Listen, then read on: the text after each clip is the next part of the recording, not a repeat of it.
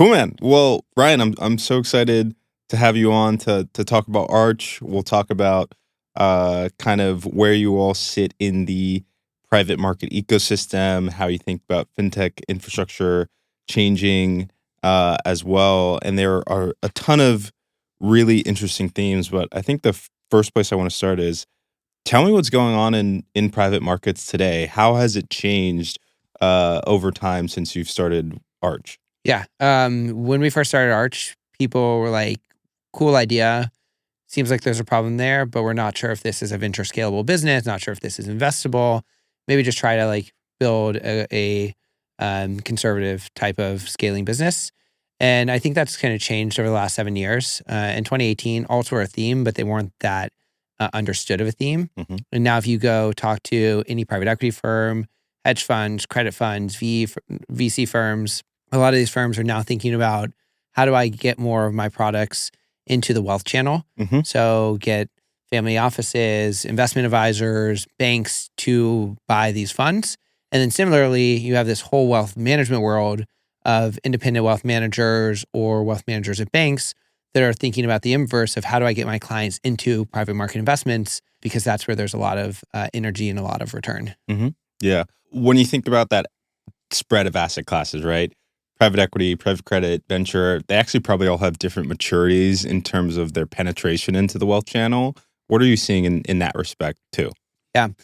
We look a little bit at some of like the Swinson data and the Swinson model.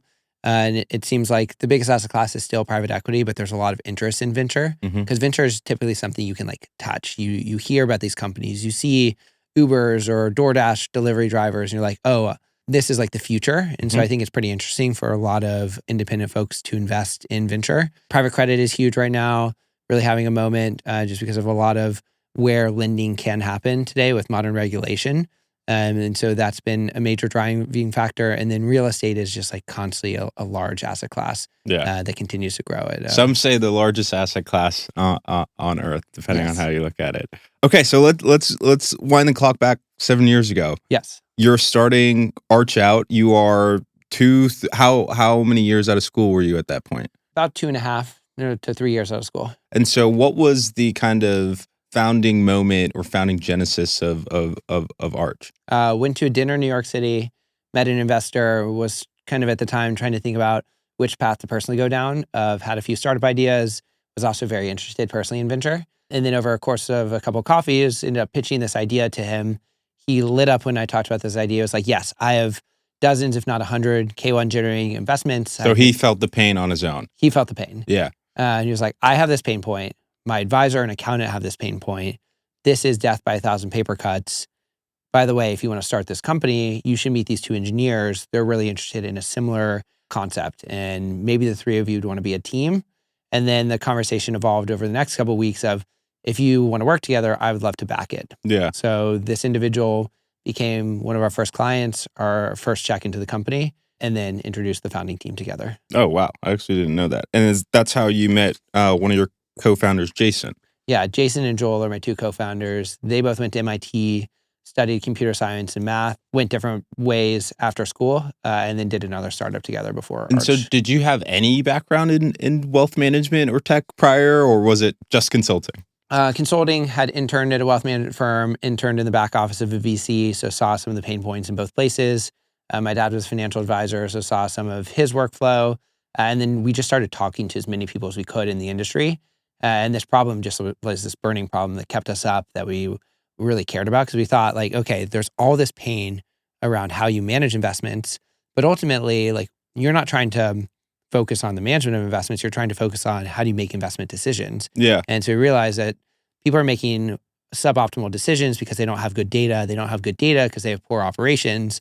So it's kind of like this pyramid. We have to solve it at the source, solve for operations, which can give you good data, which can lead to better decisions and better outcomes. Mm-hmm. And that's the mission that we're on, is kind of to continually push up that pyramid. If you think about Arch 10 years from now, what is that vision? Because, thinking about private markets, especially in the venture context, so many people aspirationally want to say, hey, let's make private markets operate a little bit like public markets too, where there's more liquidity, secondary markets, more visibility and ability to trade in these assets. And you also kind of see it I'm sure you saw the Robinhood news recently where they're announcing their, I think it's a publicly traded fund that is intended to invest in private assets. So is that kind of the long-term vision that you're charting for Arch, or is it more about working up the stack of automating some of the workflow for your existing client base? Yeah, I think you're going to see a lot more announcements like this Robinhood announcement. And we think that similarly, private markets should, in a lot of ways, work more like public markets. They're 30 to 50 years behind. If you want to buy Apple shares or Tesla or Coca-Cola, you log into Schwab or Robinhood, one-click buy. You can see your performance. Your tax information is consolidated. You get a consolidated 1099. If you look at private markets, you have to go to the First Mark website for their K1, then Sequoia's website for their K1, and then Benchmark for their 1099 or for their K1 and their capital calls. And then you go to Blackstone and all these different one-off websites and one-off portals. There's no consolidation. It's mostly PDF driven. Someone is logging in, getting the PDF, reading it, taking some action, funding a capital call, receiving a distribution. And we think that one-click alt should exist. So what we're really building is one-click alt Schwab for private markets. That's where we're going. And so your client base today is RIAs. Is it the GPs or the fund managers themselves, family offices too? Yes, a lot of family offices, about 180 of those today, over 100 RIAs and multifamily offices. 4 of the biggest top 20 banks are using us in various ways. 7 of the top 25 accounting firms. GPs, the funds themselves, if they invest in funds. So we work with a lot of fund-to-funds or venture firms that have... That's like a Stepstone or something like that. Yeah, exactly. That type. Fund admins. And then we're starting to support GPs with some of their more like LP-related workflows, which we think is a big space for us. Yeah, so it's like the client management for the GP. Yep. Yeah, to make it more simple. Okay, cool. One of the things that I love to do on this podcast is also to talk about the process of company building too. So you've been at it for 6-7 years now. How have you grown as a founder in that period, as well as what have your observations been in terms of how the venture ecosystem has changed? Because 2016, 2017, totally different time for funding. That's like right in the middle of the ZERP area before people were like, oh man, we're in the ZERP area or era. So curious how you've kind of observed that those shifts over time too. Yeah. For us, for the first 3 years, it was like 3 people, then 4, then 5. So we were a very small team. So it's like, you don't have to do much people management. You don't have to do that much recruiting. It's a lot more of like, how do we find product market fit? Yeah. We go meet with customers. We show them the latest thing. They give us feedback. We go refine the thing. We bring it back to them. We say, now do you want to pay for it? Yeah. Then we talk to the next person. So sorry, it was the 3 of you for 3 years. That's really kind of lean. Yeah. Well, we hired a 4th person a year and a half in, and then a 5th about 2.5 or 3 years in. Yeah. Okay. So got it. Very lean. We had raised $500,000 essentially, and we wanted to stretch that. Yeah. Because we wanted to survive. It's like, what do you need to do as a startup? Don't die. Yeah. It's like the number 1 rule. Yeah. Don't run out of money. Yeah. So we were really lean, and only once we were starting to repeatedly sell, felt like we had good product market fit, had more people buying our product, we're like, okay, great. Now we can afford to hire more people and justify it, and we could raise more capital. So then we raised a seed round in 2021. Did you ever feel any tension from that first investor who gave you the $500,000 or whatever it was of the pressure of growing faster? Because I do think that's one of the trade-offs or cardinal sins that venture investors impose on entrepreneurs. Maybe a little bit. Like, our investors have been great at seeing the long-term vision and allowing us to run the company in the way that we think makes the most sense. But I think there definitely is always that pressure, because if you're an investor, you're like, I want to know as quickly as possible, will this thing work or die? Because then I can move on to the next thing, because you have multiple bets at the same time. We have one bet. This is our everything. That's your life. You're levered to it. Yeah. So we need to make this thing survive. So we don't want to like run too fast. And like, I think there are probably places where our original investor thought we could go faster and should be a little more aggressive, and probably we should have. Yeah. And it's like hard to Monday morning quarterback, because maybe we would have missed a key insight, or maybe would have like mishired or done something that would have put us on a different path. Right. And so we're like pretty happy with where we are today. Granted, we have like so much more, and we think that it's really still day one here at Arch.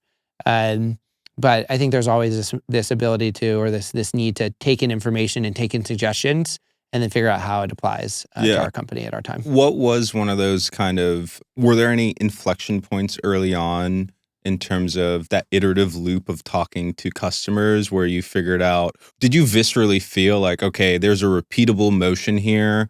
I know what to say, when to say it, who to say it to, Yeah. and therefore I can translate my learnings to someone else on the sales side? Yeah. May of 2020, we were kind of like struggling a little bit with sales. It was Yeah. like 2.5 years in. We had some customers, but we couldn't figure out that repeatable motion. We'd have meetings with people and they'd be like, it's really great what you're doing. I've been waiting for someone to build this for years. And they'd be like, great, so you're ready to buy? And they're like, no, like this seems like it's a lot of work to get started, or like, do you have a SOC audit? Or there were a lot of reasons why people wouldn't buy. So we consulted with some people who had done a lot of enterprise sales and had done sales and rebuilt our process. And then we got a SOC audit. We pitched for a very large customer. We kind of redid our platform and our sales collateral. And so in order to try to win this really big platform RIA that we didn't actually win until 2 or 3 years later, we just tightened every process at Arch. And that gave us the go-to-market, the pitch, the product in order to actually start to So repeatably sell. you change the sales pitch or you change the product, or both? Both. It was like the same core product, but we built dashboards in. We made it more visual. We thought about like, what does someone need if they're buying this as an RIA, as an investment advisor, or buying this as a family office? And we just kind of had this like tightening towards this goal of, let's go try to win this really big client that would have been probably like 10x the size of who we were at the time. Yeah. Didn't get that client, but we learned a lot along the way. Got it. And so what, if I call that a rebuild generally, and it starts in May 2020, how long did that take? And I would say it was a little bit less of a rebuild than it was just like a tightening of the overall approach and sales pitch. And maybe it was like 2 months or so of like real work towards some of this goal of like being enterprise ready. Right. And then other things like getting our SOC audit took maybe a little bit longer than takes that. time. Yeah. It's procedural. Yeah, I think we were an early Vanta client at that time. Oh, great. Yeah. That's very cool. So you're building the business. It's probably 2020. What were some of the other unlocks? I'm curious to hear between, raising your seed in Series A, how that game changed as well. Because I think one of the things that occurs in venture is that you as the founder, your life and your job is constantly changing, right? Yep. You alluded to it early on where tight-knit group of people, you're the person basically knocking on the door, doing the sales, probably also managing and touching product.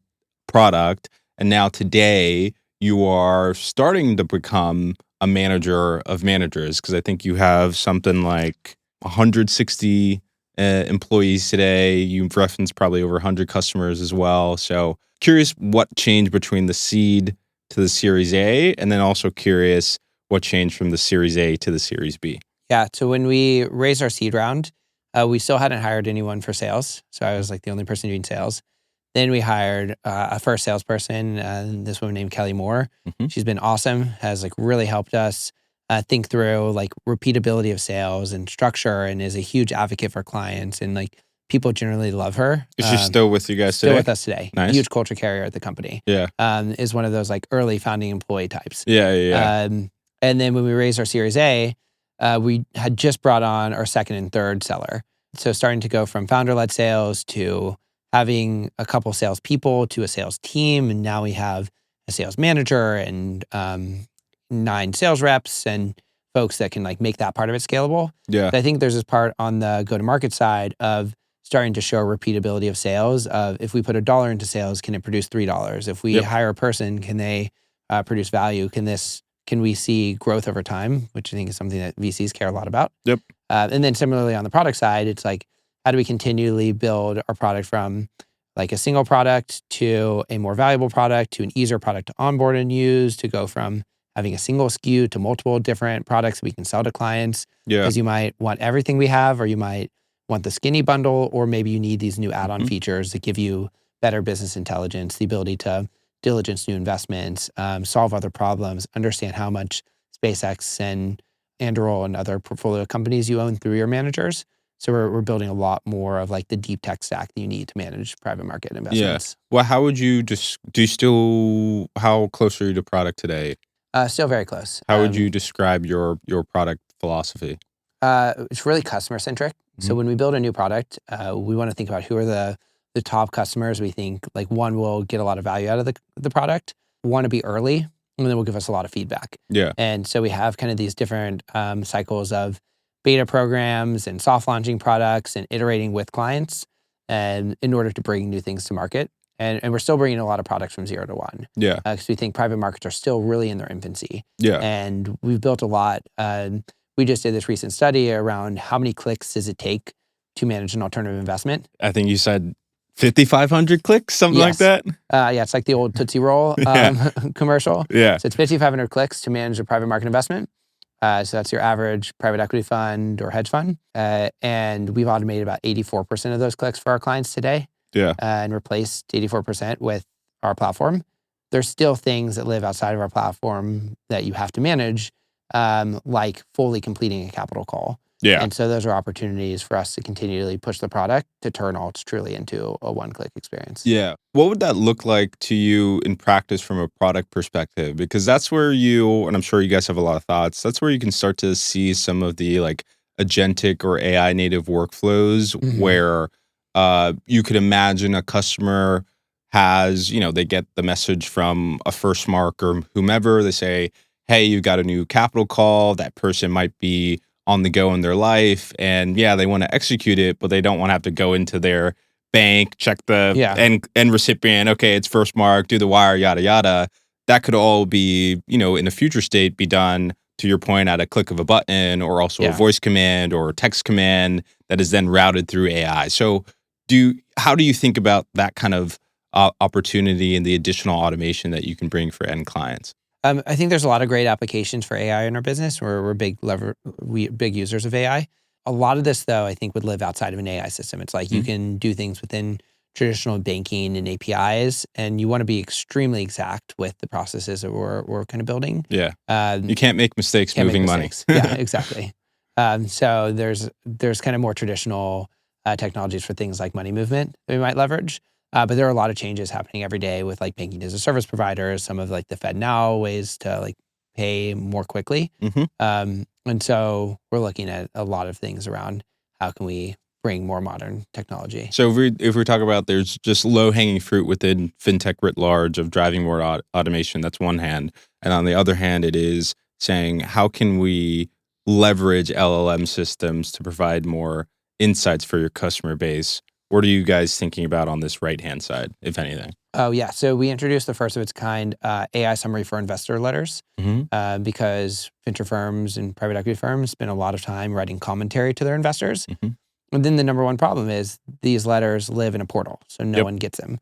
But then some people get the letters, but then every fund typically reports around the same time, which is most quarters, 45 days from the end of the quarter.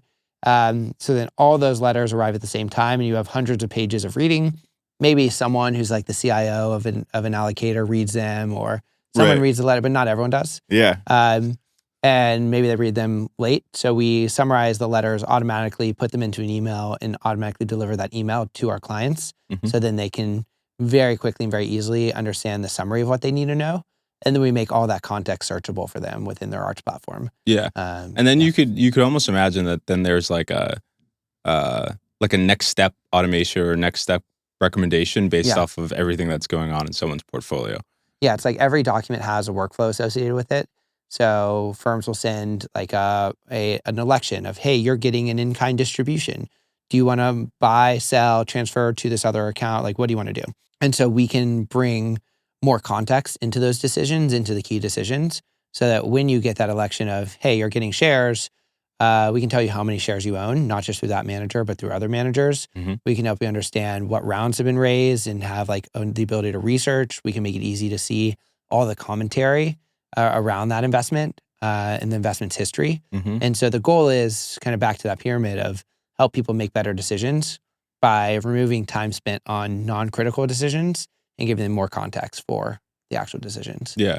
Can we go back to one of your comments of wanting to build the Schwab for private markets? Yep. I think Schwab's a really fascinating business because outside looking in, I think most people view them as just like the distribution platform where you can like trade and purchase different products. But they make a lot of money off of banking. Yeah. So I'm curious about how you think about the uniqueness of being able to own the transaction layer, whether it's in private markets and public markets, and the inspiration that you may take from a business model like Schwab's. Yeah. I think when you build a platform that's valuable to your end customers and you listen to your end customers, you find all these little opportunities to serve them in better ways and in a more integrated way.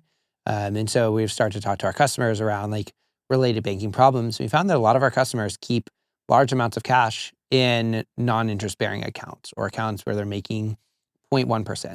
And this can like meaningfully affect the return on their investments and meaningfully affect things that they can do, whether in their own personal lives or philanthropically. So we think that there's an ability to like, it's kind of like we talk about if you give a mouse a cookie, if you build one-click capital calls, then you might be able to help people better optimize where their cash sits and have better intelligence around their assets in different So ways. what is that, to contextualize that a little more, a customer of yours, let's make it up and say it's a single family office. Yep.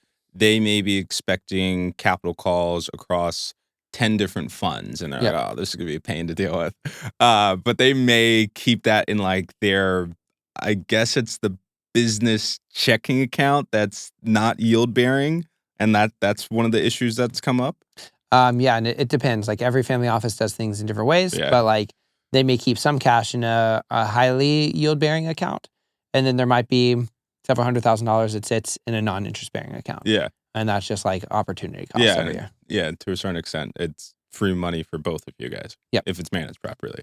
Okay, cool. What is it like selling to family offices? That's a pretty opaque group of people to sell into.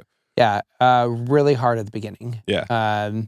Because they're not seasoned tech buyers. Yeah. And so they're not used to buying software. Mhm. They are probably pretty risk averse, and it's hard to like reach them Yeah. and get in.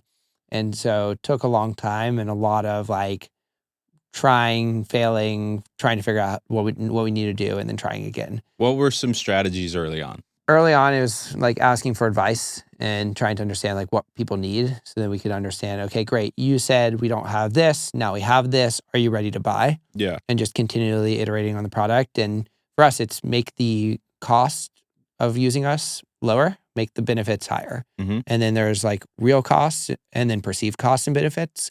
And so it's like having security buttoned up is really, really important. But like if we can get a warm introduction to a family office from another family office that they trust, that makes everything so much easier. Right. So over time, we see that there's this flywheel of people using the platform, really liking it and sharing it with others.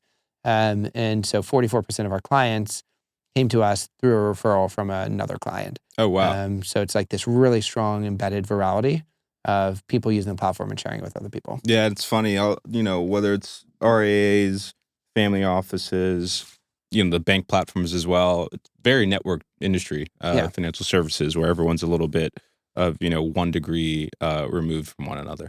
Yep, exactly. And then there's a lot of crossover because every investor or family office has an accountant. Those accountants support different advisory firms. So there's a lot of crossover. Yeah. You talked about your team from a sales perspective is now 9 people or so. How are you thinking about scaling go-to-market? Because again, at your size, I don't know what the growth is, but keeping up, 10, 15, 20% month-on-month growth, whatever it is, you have this compounding effect where each year or each month you may be having your net new largest month, or that's happening more frequently.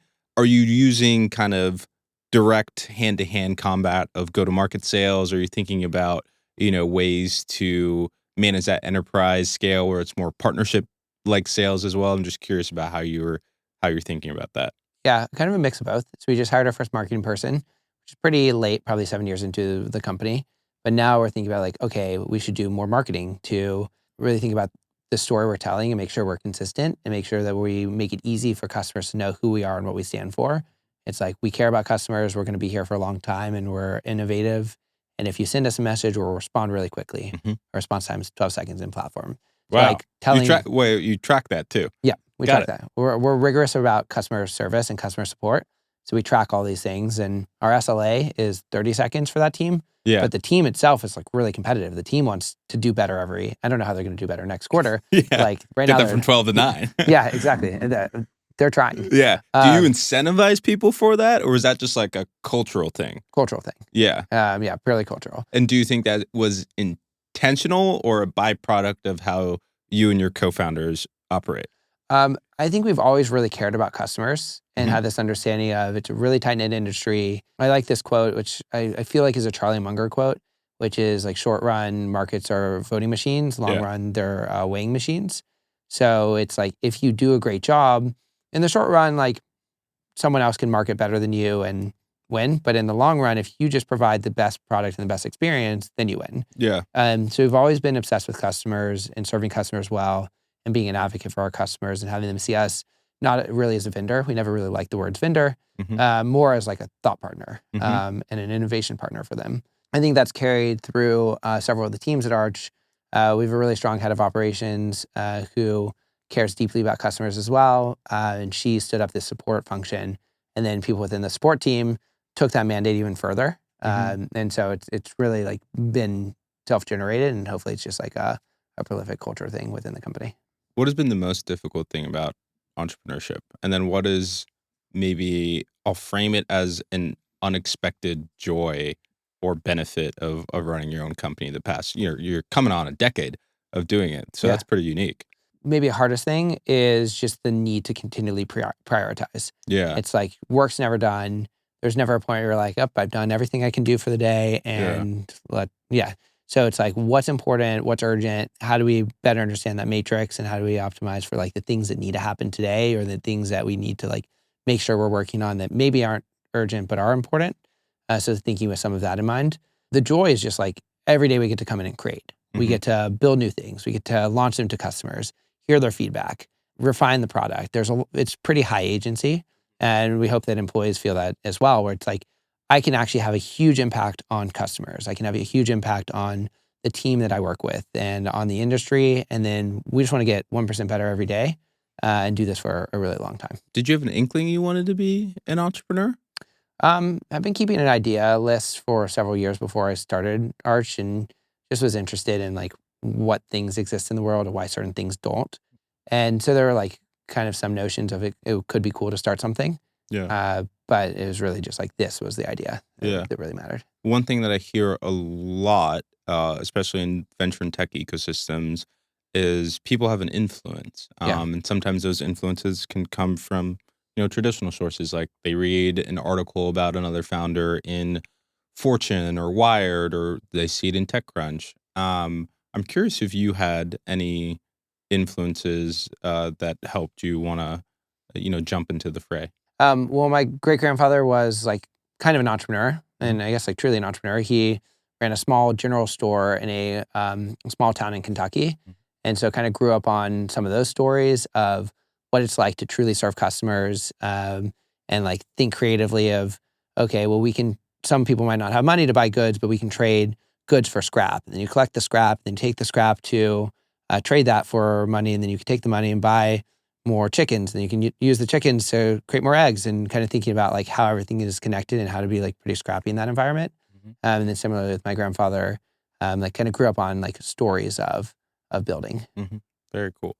I know we're jumping around Yeah. here a little bit, but another one of the topics that I do want to talk about is coming back to the theme of what's going on within private markets. So, first of all, it feels like private markets are increasingly growing. Hmm. The amount of public companies over probably the past decade has gone from 8,000 to 4,000 public companies. Private companies are staying private longer. They're getting bigger, about 83 or 87%, I forget the statistic, of companies that are doing more than 100 million of revenue are also are private today. And you've talked about this theme of making private markets operate more similar to public markets.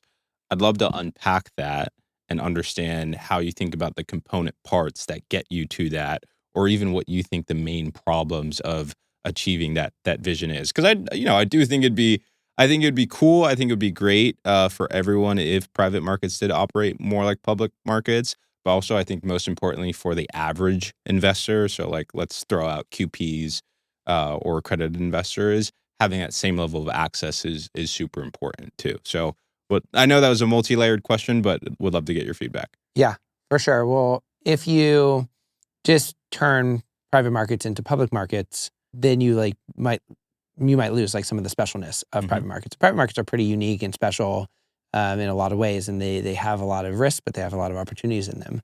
And so I think it's not just purely about creating public markets, because there's a reason why some things are private versus why some are public. But it's like there's so much friction here that doesn't need to exist. So we're just kind of following the where's the pain and how do we solve the pain, and where's the opportunity, how do we build for the opportunity. And so I think there is a story that really matters about helping more people access private markets. Because if you are a Blackstone or an Ares or one of these large funds, you're trying to raise more capital because that allows you to do more business and grow your firm. Mhm. So you need to sell more of your products to more people. And the obvious solution to a lot of folks right now, outside of maybe 401ks, is the wealth management world. Mhm. But the wealth management world needs better experiences, because these are real people that are used to iPhones and Perplexity and ChatGPT and Google and Robinhood. And then you give them Intralinks, and they're like, Yeah. what is What is this? this? Yeah. Yeah. Yeah. It's not like an institution that's been investing in private markets for 50 years. So you kind of have more of this need to explore things at first principles level, because you have people who are experiencing private markets for the first time and are like, this is insane. Yeah. And we hear all the time people saying, I don't want another K1. I'm not going to invest in private markets because I don't want another portal login and I don't want another K1. Mhm. So unless the alt world solves this problem, then they're limiting their own TAM. Mhm. And so we think that a big part of our vision and our journey is to solve the friction problems so that more people can invest in private markets. But we also want to help people understand the implications of their decisions and which private market investments are good versus not. Because I think there's also this big problem around information asymmetry. People don't know. People don't know. Yeah. Some people are professional venture or private equity investors and have a good idea of what a good fund is, a good company is versus a bad one. Other people are doing it for the first time. And anytime you're a first-time buyer, you're not going to be as good of a buyer as someone who does it every day and is constantly kind of in the market. Yeah. And it's also one of those things where it's like, especially for first-time buyers, they float toward the big brands, the companies that they know. And yeah, look, are you going to lose money with Blackstone? Probably not. But is Blackstone the best risk-adjusted investment for your portfolio? It depends for a lot of people. So that's another thing that is super interesting. And I also think, have you guys ever thought about, I'll frame it as GP-LP matching? So obviously there's platforms like an iCapital that do this primarily for a lot of the largest funds that exist. But, again, that real estate that you're building out of being able to make it incredibly simple for investors and their intermediaries to manage their private assets, I would argue that has to have come to mind for you guys internally. Yeah, I mean, there's definitely value there, and there's a pull from both sides. It's Yeah. if you're an LP, you do want more deal flow, and you want to know who are the great managers that are raising. Yeah. And if you're a GP, even if you're a great GP, it's still a process to raise. Yes. And so I think there are ways that we can reduce friction on that side as well. We need to think about the right way to do it, because anytime you're thinking about things that have anything to do with the marketplace, avoiding adverse selection is really important. So how do you make sure you match people to the appropriate opportunities at the right time? And then there's liability there and things that we need to think about in order to do it correctly. But it is an opportunity that is kind of adjacent to what we're doing today. Do you think advisors will ever be disintermediated? Some people argue with RIAs in particular, relatively high fee to just get put into index funds. Just curious about your thoughts there. Yeah, I mean, you've had two major innovations in the last decade of robo advisors and direct indexing, which kind of have a good amount of overlap between them. And then all the rise of ETFs as well. There are a lot of people that said, okay, robo advisors are going to take advisors' jobs. Yeah. And all the money's going to go to Betterment or Wealthfront. Yeah. And there definitely are people who don't have traditional advisors because they have a Betterment account. They use Robinhood. There's a lot of do-it-yourself people, and you can be a do-it-yourselfer. But I think there's always going to be a very strong market for people that want a real person, professional advice, and want an actual advisor. Mm-hmm. What an advisor does may change, and they may take on different opportunities or different things that they don't do today. because they're constrained and they don't have tools available to like allow advisors to do certain additional tasks. But I think you're always going to need advisors. Yeah. It's kind of like the house analogy. Like when you're selling your home, it's an emotional process. Yeah. So you want to talk to someone. Do Yeah. you think that's one of the main driving reasons? I think it's a big part of it. Yeah. It's like what's one of the most important things an advisor does is when the market is going down, they say stay in the market. Yeah. And they keep you rational Yeah. and they're a sounding board. And that's a pretty important thing. Yeah. Don't kill your compounding. It's 2008. This is actually a great time to buy. Yeah. If you have it. One of the things I love doing about this podcast as well as other media that I've started is, look, building companies is super hard. Venture can also be super opaque. For the version of you back in 2016, 2017, what would be the advice that you have for a founder generally wanting to start a company?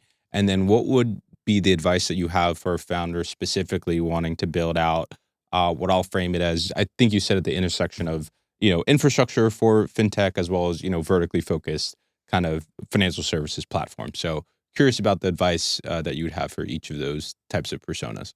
I'll echo this. We had a event in our office this morning, had Dave Gilboa from Warby Parker and Vinay Minda from Blank Street do a panel in front of our clients talking about consumer investing and building consumer companies.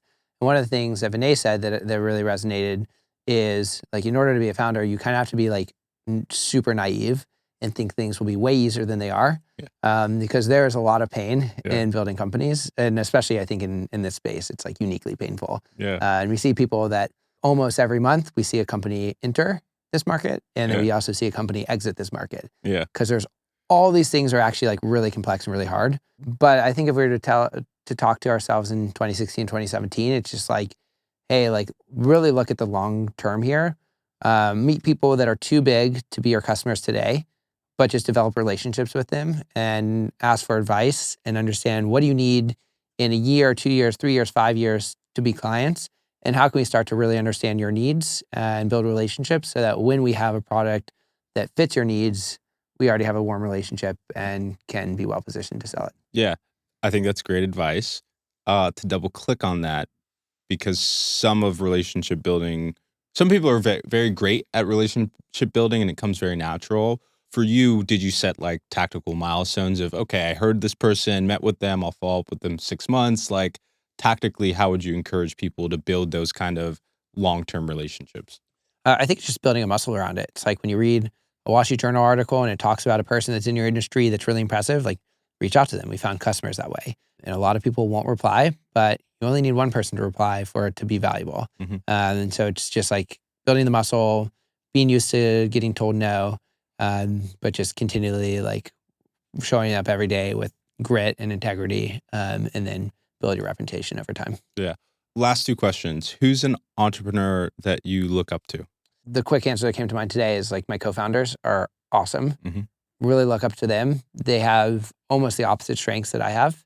And they're the perfect people to build this company with because we can like really block and tackle for each other in different ways and solve problems for each other and do things that the other ones aren't good at.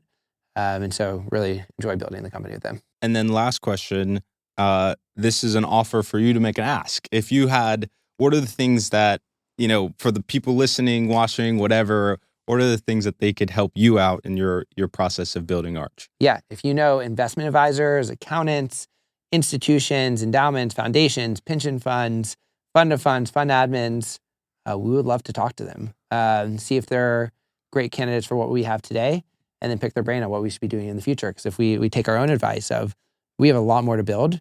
So we should be talking to people all across the spectrum of what do you need from your private market investments? What do you need from your PE managers? What do you need from your portals?